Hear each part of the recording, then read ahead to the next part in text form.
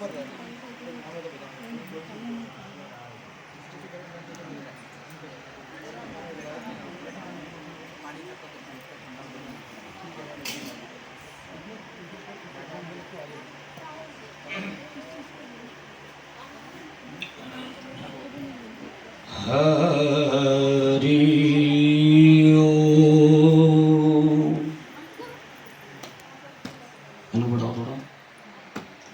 गजानन भो गणातिसेवितं कपितजम्बुफलचारुभक्षणम् उमासुतं शोके विनाशकारकं नमामि विघ्नेश्वरपादिपङ्कजम्। मंगलम भगवान विष्णु मंगलम गरुड़ध्वज मंगलम पुंडरीकाक्षाय मंगलाय तनोहरि। कबीरा जब हम पैदा हुए जगहल से हमरो कि ऐसी करनी कर चलो कि मैं हासू जगे रो। हाड़ जले जो लकड़ी और केश जले जो घास ये जग जलता देख के भयो कबीर उदास कि तेरी सुतियां गुजर गई रैन बंदिया तेरी सुतियां गुजर गई रैन बंदिया। हुण कड़ी दो कड़ी उठ के इशनान कर ले धरे सो भरे भंडार विचों तू अपनी नेक कमाई विचों दान कर ले। मैनू दस खां मिट्टी ही दिया पुतलिया वे हो मैनू दस खां मिट्टी दिया पुतलिया वे तू केड़ी गल च पया हंकार करना है। अंत इस मिट्टी नी मिट्टी रुलना ते तू कानू लंबे पैर पसारना। उपस्थित महानुभाव मातृशक्ति आज की हमारी शोक सभा परम पूजनीय परमादरणीय प्रातःस्मरणीय स्वामी श्री हरीशानंद जी महाराज जी के निमित्त जो कि प्रभु चरणारविंद में पूर्ण जीवन व्यतीत कर कर आज प्रभु चरणों में लीन हुए। ओम श्री महाप्रभु ठाकुर चैरिटेबल ट्रस्ट जिनके तत्वाधान में जो है वो चलता था आज उस दिवंगत आत्मा के निमित्त हम सभी यहाँ पर श्रद्धांजलि देने के लिए आए हैं। तो आओ दो घड़ी मिलकर सभी हरि नाम का सिमरण करते हैं। कोई भी मुख ऐसा ना हो जो प्रभु नाम से वंचित रह जाए। एक बार मैं कहूँगा एक बार आप सभी मेरे साथ मिलकर उच्चारण करेंगे श्री राम जय जय राम श्री राम जय जय राम श्री राम जय जय राम श्री राम जय जय राम। राम श्री राम जय जय राम श्री राम जय जय राम श्री राम जय जय राम श्री राम जय राम। राम ही राम कहो मन मेरे राम ही राम कहो एक कट जाए सब संकट तेरे कट जाए सब संकट तेरे श्री राम जय जय राम, श्री राम जय जय राम, श्री राम जय राम जय राम, श्री राम जय जय राम। राम ही राम जपो नर नारी, राम ही राम, राम भजन में है सुख भारी, राम भजन में कि श्री राम जय जय राम, श्री राम जय जय राम, श्री राम जय राम जय राम, श्री राम जय जय राम। रामचंद्र महाराज की, बोले पवन सुत हनुमान की जय। ये संसार एक रास्ते के अंदर बने हुए पानी के प्याऊ के समान ये संसार है। जिस प्रकार एक चलता हुआ यात्री गर्मी के प्रकोप से चलता है और आगे एक पानी का प्याऊ देखता है, वो यात्री पानी पीने की चाह करता है, रुकता है, जल पीता है, विश्राम करता है, फिर अपने मार्ग पर चल पड़ता है। प्यारे, उसी तरह ये संसार है। जीव अपने कर्मों के अनुसार संसार के अंदर आता है और जब कर्म समाप्त हो जाते हैं वो सबको छोड़कर चला जाता है। मृत्यु असंभावी है कि आए हैं सो जाएंगे, क्या राजा रंग फकीर, आए हैं सो जाएंगे, क्या राजा रंग फकीर, एक सिंहासन चढ़ चले और एक बंधे जंजीर। जाना सभी को है। आप देखते हैं जब तक हमारे इस शरीर के अंदर वो राम रूपी दीपक जग रहा है, राम रूपी आत्मा है, ये शरीर है। परंतु जैसे ही वो राम रूपी आत्मा इस शरीर से अलग हुई, ये शरीर शव बन गया। अब देखिए दोनों की राशि एक है, शाह से शरीर और शाह से शव। एक का अर्थ जीवन और एक का अर्थ मृत्यु। जब प्राण इस शरीर से दूर निकल जाते हैं, ये शरीर एक निराधार वस्तु की तरह पृथ्वी पर गिर पड़ता। जब तक आत्मा है, शरीर में जान है, सुचारू रूप से शरीर काम कर रहा है, चल रहे हैं, उठ रहे हैं, बैठ रहे हैं, आ रहे हैं, जा रहे हैं। लेकिन जैसे ही शरीर से वो आत्मा अलग हुई, ये शरीर जमीन पर ऐसे गिर पड़ता है, अरे जैसे इसका आधार ही ना हो। तब उस शरीर को, उस शव को गंगा जल, पवित्र तीर्थों के जल से स्नान कराते हैं और अंत में एक नवीन कोरा वस्त्र लेकर उसको ढक देते हैं, जिसको कहा जाता है कफन। जब घर से चलते हैं हम शमशान की ओर, उस समय उस अर्थी का, उस शव का ये सिर आगे किया जाता है और पैर पीछे किए जाते हैं। क्यों? जबकि जीव चलता है अपने पैरों के बल। अगर हमें एक स्थान से किसी दूसरे स्थान पर जाना है तो पूरे शरीर के अंदर सबसे पहले हमारे पांव उड़ते हैं, तब हम स्थान परिवर्तन करते हैं। लेकिन उस समय उस अर्थी का, उस शव का सिर आगे कर दिया जाता है और पैर पीछे कर दिए जाते। क्यों? क्योंकि उसका भी एक कारण है। क्या कारण है? कवि ने बड़ा सुंदर बतलाया है कि ओ जाने वाले जरा सुन के जाना, कि मुंह को छिपाए तू क्यों जा रहा। ए जाने वाले राही, आज तू संसार का त्याग कर कर अपने उस परमात्मा के चरणों में जा रहा है, तूने अपना मुंह क्यों छुपाया हुआ है।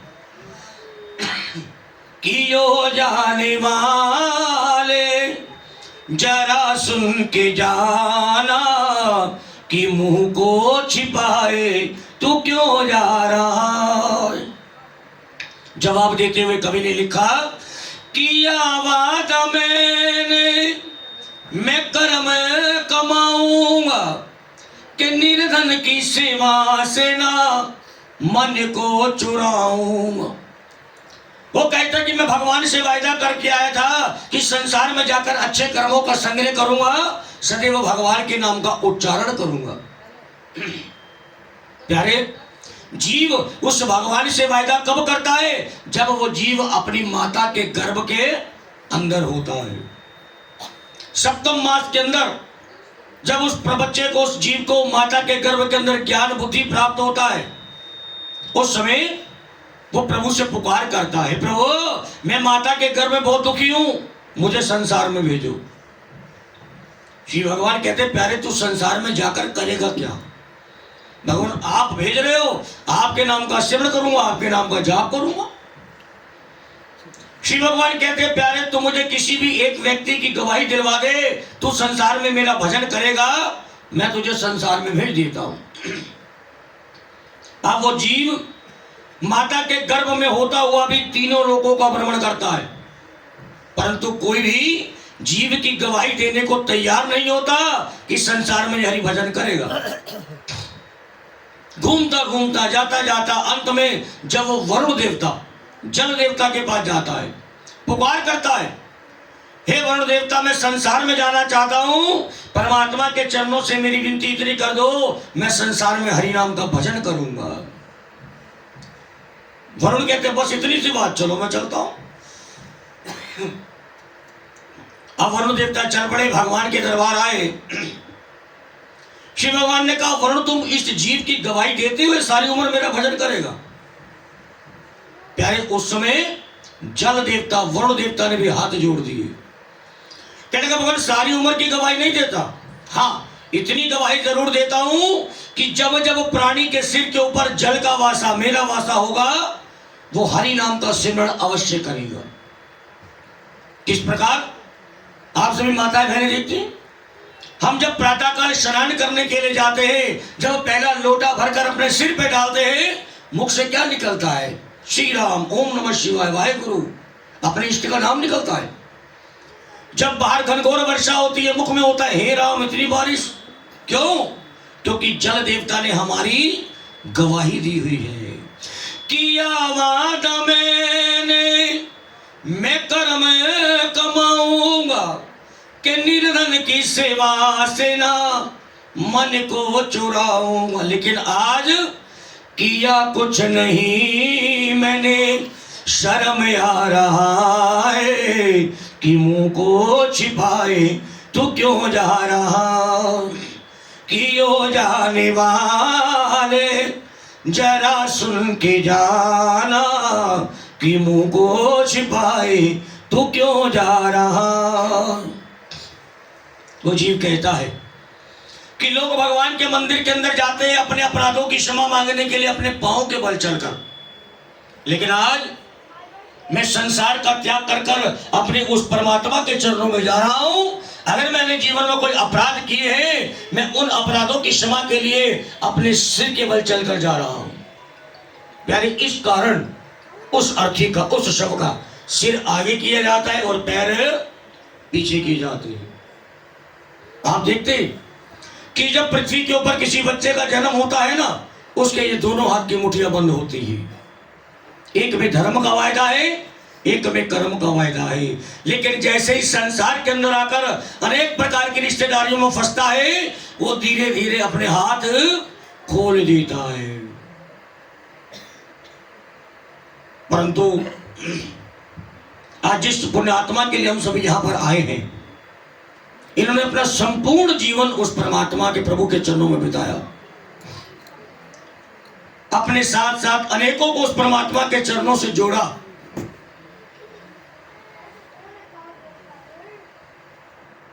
क्योंकि मुझे भी एक बिटिया आती है, उसने कई बार कहा कि भैया आप मेरे साथ चलना, मैं तिलक नगर में ही रहता हूं, मंगल करनी धाम मंदिर में, कि ठाकुर दरबार में जाना है। मैं कहा बच्चे चलूंगा चलूंगा। और जब मुझे परसों राधे दास जी का फोन आया कि ऐसे ऐसे पुण्य आत्मा है, इनको श्रद्धांजलि देने आपने जाना है, मैंने कहा जाऊंगा। लेकिन जब यहाँ पर आया तो पता चला कि वही पुण्य आत्मा है जिनके दरबार में आज तक नहीं पहुंच पाया। निसंदेह गुरु महाराज ने अपना जीवन सुंदर व्यतीत किया, क्योंकि उस प्रभु के चरणारविंद से जो जुड़ जाता है ना, प्रभु उसका जीवन अलौकिक कर देते हैं। आज भले ही धीरे धीरे संगत आ रही है, लेकिन आज ये प्रेम से बंधी हुई संगत आ रही है ना, ये गुरु महाराज का प्रेम है, उनकी कृपा है, उनका आशीर्वाद है जो गुरु गद्दी से उन्हें प्राप्त हुआ।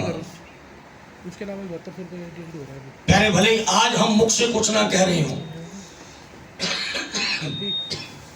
लेकिन आज जो परिवार उनकी याद में रो रहा है, ये जो सात समूह आया हुआ है जो उनकी याद में रो रहा है, ये उनके आंसू बहुत कुछ कह रहे हैं।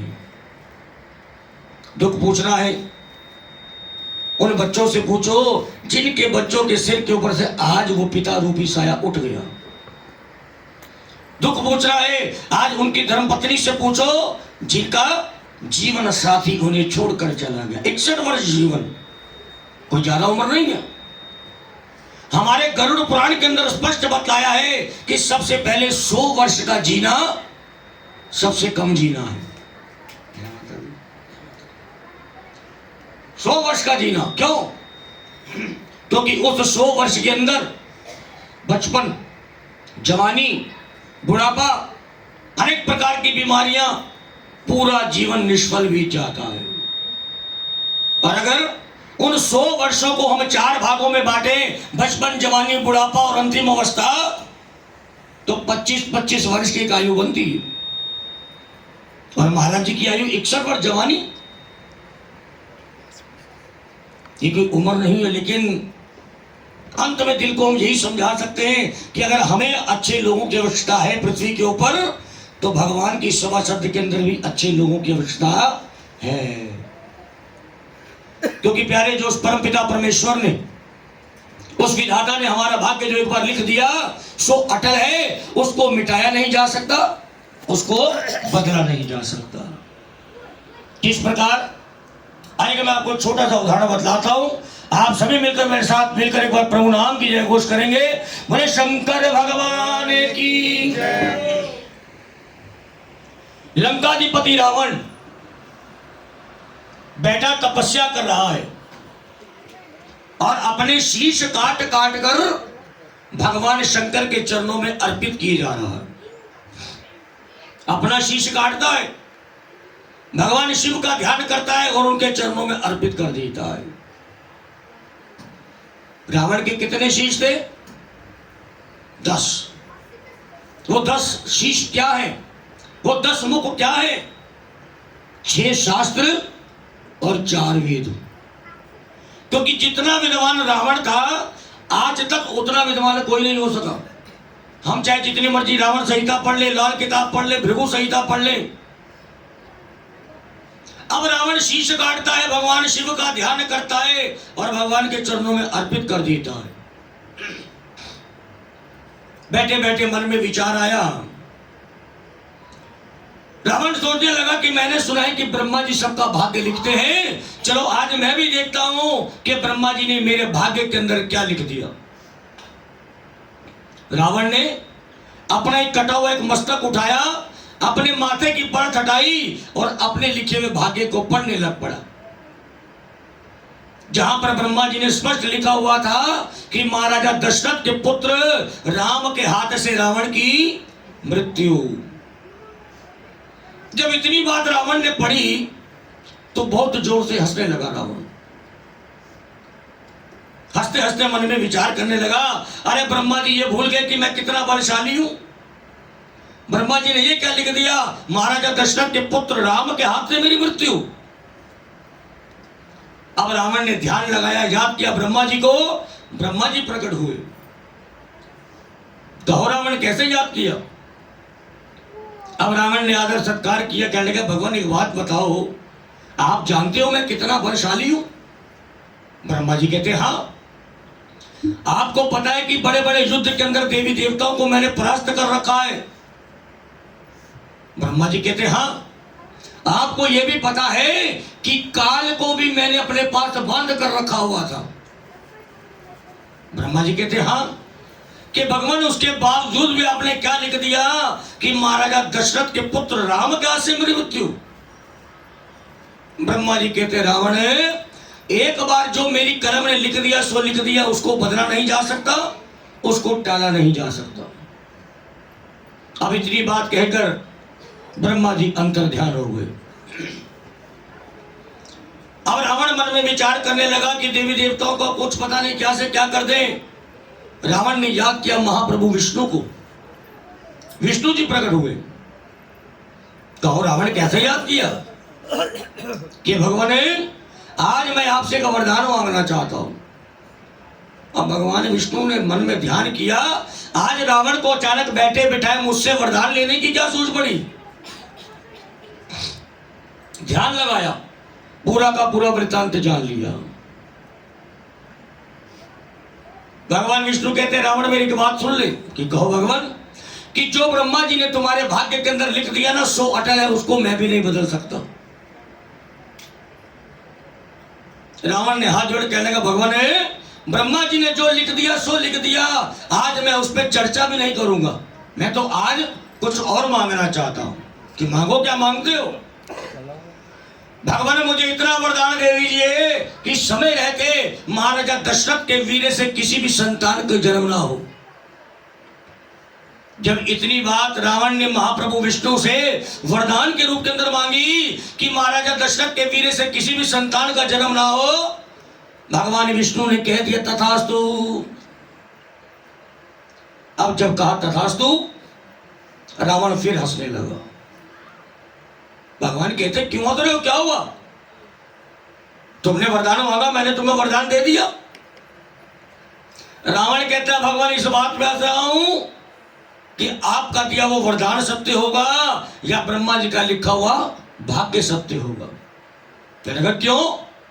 कि भगवान एक तरफ तो ब्रह्मा जी ने लिख दिया कि महाराजा दशरथ के पुत्र राम के हाथ से मेरी मृत्यु, और एक तरफ आपने वरदान दे दिया समय रहते महाराजा दशरथ के वीर्य से किसी भी संतान का जन्म ना हो। हम तो ये सोचे हंस रहा हूं आपका वरदान सत्य होगा या ब्रह्मा जी का लिखा हुआ भाग्य सत्य होगा। भगवान विष्णु कहते रावण समय रहते बातें दोनों सत्य होंगी, ब्रह्मा जी का लिखा हुआ भाग्य भी और मेरे द्वारा दिया हुआ वरदान भी। किस प्रकार? आप सभी गुणी हैं, ज्ञानी हैं, आपने रामायण पढ़ी है, सुनी है, देखी है। आपको पता है कि महाराजा दशरथ के घर के अंदर किसी भी संतान का जन्म नहीं हुआ।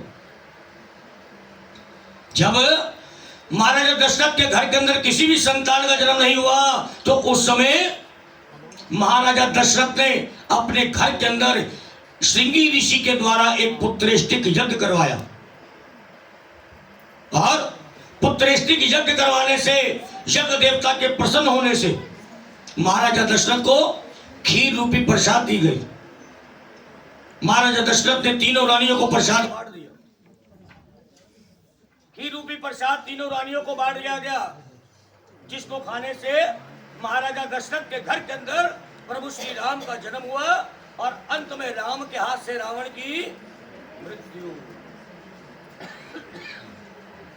कहने का भाव जो एक बार परमात्मा ने लिख दिया सो अटल है, उसको बदला नहीं जा सकता, उसको टाला नहीं जा सकता। आपको यह पता है कि प्रभु श्री राम कितने भाई थे? प्रभु श्री राम कितने भाई थे? 4, राम लखन भरत शत्रुघ्न। लेकिन हमारी रामायण ही बतलाती है कि प्रभु श्री राम 5 भाई थे। 5वां भाई कौन? कि जब खीर रूपी प्रसाद महाराजा दशरथ ने तीनों रानियों को बांटा, मां कौशल्या ने भी खा लिया, मां सुमित्रा ने भी खा लिया, और मां के कई ने आधा प्रसाद खाया और आधा प्रसाद रख दिया। इतने में एक चील आई, उस प्रसाद के कड़ों को अपनी चोंच में दबाया, उड़ान भरी और चल दी। दूर पर्वत की कंदराओं के अंदर मां अंजनी पुत्र प्राप्ति की तपस्या कर रही है। मां अंजनी मुख खोलती है, वायु ग्रहण करती है, हवा ग्रहण करती है, मुंह बंद कर लेती है। हनुमान जी का एक नाम है ना वायु, पवन पुत्र हनुमान। अब मुख खोलती है, हवा ग्रहण करती है, मुख बंद कर लेती है। अब जैसे ही मांजनी ने मुख खोला वायु को ग्रहण करने के लिए, ऊपर से चील निकली, खीर का कटोरा टेढ़ा हुआ और खीर गिरती गिरती सीधा मां अंजनी के गर्भ के अंदर। हम सभी हनुमान चालीसा पढ़ते, उसके अंदर बड़ी सुंदर लाइन आती है। प्रभु श्री राम कहते हैं, हनुमान तुम मम प्रिय भरत सम भाई। क्यों? भरत किसका पुत्र था? कैकई का। मां अंजनी ने किसका हिस्सा खाया? कैकई का। तभी प्रभु श्री राम कहते हैं, जैसा मुझे भरत प्यारा है ना, हनुमान जी तुम भी मुझे वैसे ही प्यारे हो। तुम मम प्रिय भरत सम भाई। प्यारे इसलिए 84 लाख योनि भोगने के पश्चात हमें यह मनुष्य का तन मिलता है। जितना हो सके इस प्रभु नाम का सिमरण करो, क्योंकि एक राम का नाम है जो हमारे साथ जाता है। आओ दो घड़ी मिलकर प्रभु नाम का सभी उच्चारण करते हैं, मेरे साथ मिलकर उच्चारण करते हैं कि भज मन नारायण नारायण नारायण भजमल ने लक्ष्मी नारायण नारायण नारायण लक्ष्मी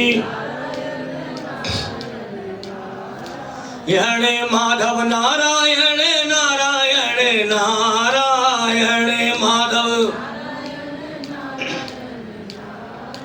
यणे केशव नारायण नारायण नारायण केशव यणे श्रीमन नारायण नारायण नारायण श्रीमन नारायण। बोल विष्णु भगवान की जय। पूज्य महाराज जी ग्रस्त जीवन के अंदर जीते हुए भी उन्होंने प्रभु चरणों से अपनी अशुद्धता नहीं छोड़ी। ग्रस्त के अंदर रहते हुए भी प्रभु चरणों से जुड़े रहे, क्योंकि कहते कि जब एक कोई गुरु संसार को त्याग कर कर जाता है ना, उसके जो शागिर्द जो चेले होते हैं बहुत दुखी होते हैं। अब कोई गुरु जी को पिता कहता होगा, कोई भाई कहता होगा, कोई अपना सब कुछ मानता होगा, लेकिन गृहस्थ में रहते हुए भी जीवन व्यतीत किया। मैंने पहले भी बतलाया कि दुख पूछना है तो परिवार से पूछो, क्योंकि मित्र रिश्तेदार सगे संबंधी 2 दिन 10 दिन 15 दिन बैठेंगे, सभी चले जाएंगे। लेकिन जब ये परिवार अपने घर के अंदर बैठेगा ना, और जब तस्वीर को देखेंगे तब याद आएगी, हमारे पिताजी यहाँ बैठा करते थे, ऐसा कहा करते थे, ये खाया करते थे, ऐसा बोला करते थे। क्योंकि प्यारे माता और पिता रथ के वो 2 पहिए होते हैं, जिस रथ के ऊपर बच्चे बैठकर सवारी किया करते हैं।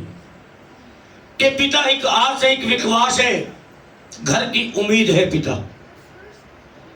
अगर बच्चा बचपन में कहीं लड़कर भी आए ना दोस्त से, और घर आकर पिताजी को कहते कि पिताजी आज मेरी लड़ाई हो गई है, पिता के मुख में क्या होता होगा? तू अंदर जा, मैं बाहर बैठा हूं, कोई आएगा तो देख लूंगा।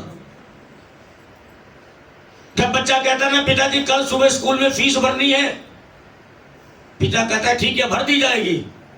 अब बच्चा तो खेलने में व्यस्त होता है, लेकिन वो फीस कहां से आएगी वो बैठकर वो पिता सोचता है। आज ये चोपड़ा परिवार का एक पहिया वो टूट गया। बच्चे बैठे हैं, पुत्र पुत्री परिवार बैठा है, और पिता की उस तस्वीर को देख रहा है, और ये बच्चे एक ही बात मन ही मन में कह रहे हैं, नहीं दिसदा नहीं दिसदा कि बापू मेरा नहीं दिसदा। जो पिता चंद दिन पहले साक्षात हमारे बीच था, लेकिन अब केवल एक तस्वीर के रूप के अंदर, नहीं दिसदा नहीं दिसदा वे बापू मेरा नहीं दिसदा। लोकी पैसारे नजरी नहीं आउंदे, लोकी पैसारे नजरी नहीं आउंदे, नजर नहीं आवे साडा प्यो वे बंदियो, नजर नहीं आवे साडा प्यो वे लोगो सानू नहीं दिसदा, नहीं दिसदा, नहीं दिसदा कि बापू मेरा नहीं दिसदा। कौन सा पिता? बावा फैला के जेड़ा वकड़ियां पाउंदा सी। जो पिता दूर से आते हुए बच्चों को देख बाहें फैला लेता था, आओ मेरे बच्चों मेरे गले लग जाओ, आज वो गले लगाने वाला पिता नहीं रहा। बावा फैला के जेड़ा वकड़ियां पाउंदा सी, मुंह चुमदा सी नाले गोदी च बिठाउंदा सी, कहंदा सी मैं हां तुहाडा प्यो। मेरे बंदियो कहंदा सी मैं हां तुहाडा प्यो वे लोगों सानू नहीं दिसदा। आज वो पिता नजर नहीं आ रहा। कहते जो घर के अंदर कोई दुख की घड़ी आती है ना तो पिता सबसे आगे खड़ा होता है, क्योंकि माँ लाड प्यार के अंदर पाल पोस कर बड़ा कर लेती, लेकिन पिता का हृदय थोड़ा सा कठोर होता है। क्यों? क्योंकि मेरा बच्चा कहीं नाजुक ना बन जाए। आज वो पिता केवल तस्वीर के रूप के अंदर रह गया है।